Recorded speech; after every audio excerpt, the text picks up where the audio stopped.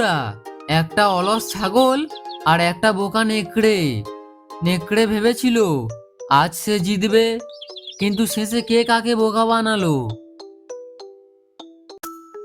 জঙ্গলের এক শান্ত সবুজ জায়গায় নরম ঘাসের ওপরে নিশ্চিন্তে শুয়েছিল এক অলস ছাগল। সে সারাদিন কিছু না করে শুধু আরাম করতেই ভালোবাসতো। আহা, এভাবে আরাম করে শুয়ে থাকলে কত ভালো লাগে। কোনো কাজ নেই, কোনো চিন্তা নেই, শুধু শান্তিতে কাটছে দিনটা।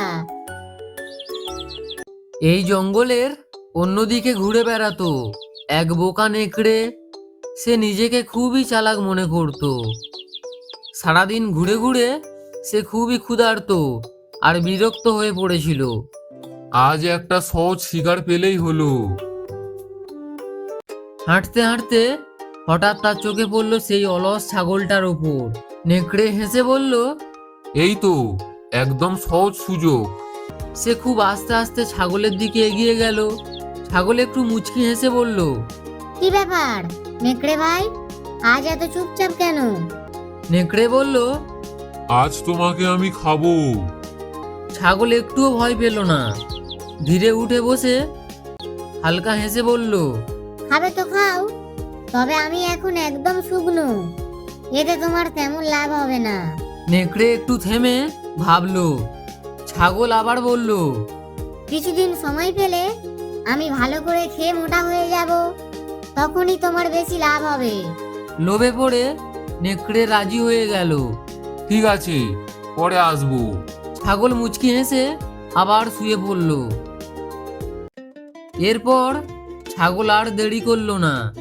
সেই দিনই সে জঙ্গলের ভেতর দিয়ে অনেক দূরে আর নিরাপদ জায়গায় চলে গেল।